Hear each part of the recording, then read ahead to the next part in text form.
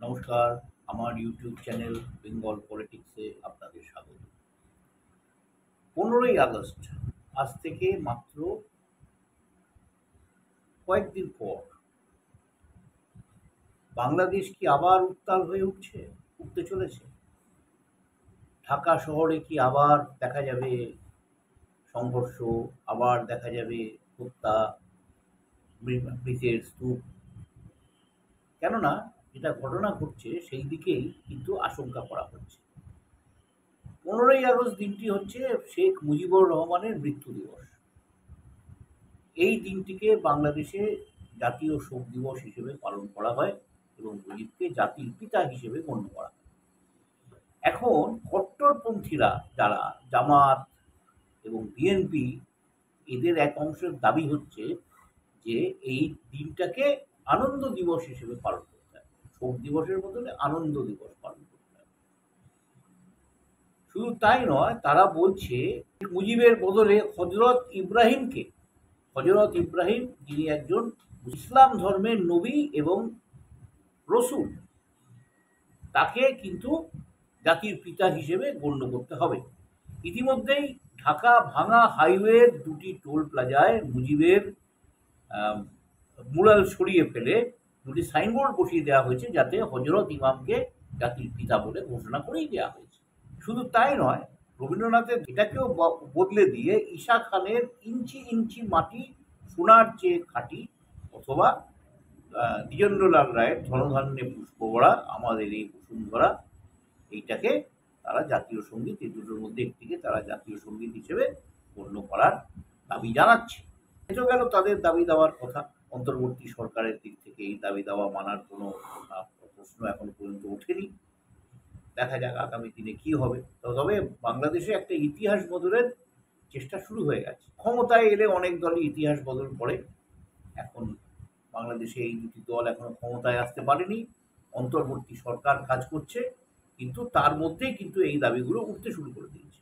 15ই August আবার এই দিনটাতেই মুজিব হত্যার দিনে ঘুরে দাঁড়ানোর প্রতিজ্ঞা নিয়েছে আওয়ামী লীগ।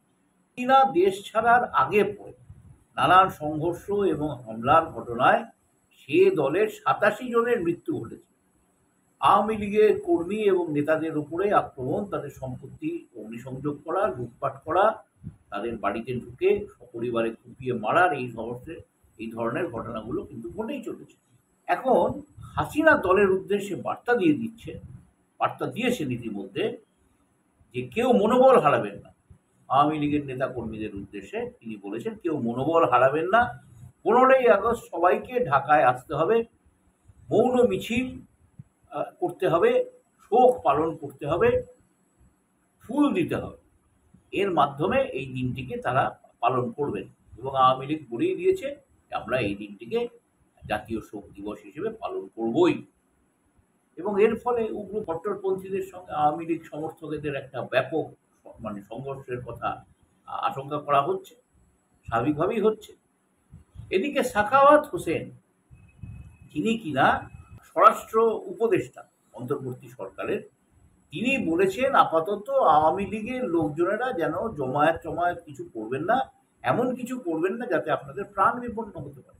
তিনি আরও বলেছেন যে এদেশের মানুষ কিন্তু এখনই আপনাদের চাইছেন না, আপনারা দলের পুনর্গঠন করুন, আবার যদি নির্বাচন যখন আসবে তখন আপনারা নির্বাচনের প্রতিদ্বন্দ্বিতা করবেন, মানুষ যদি চায় তখন আবার না হয় আপনারা ক্ষমতায় যাবেন। খুব ভালো কথা।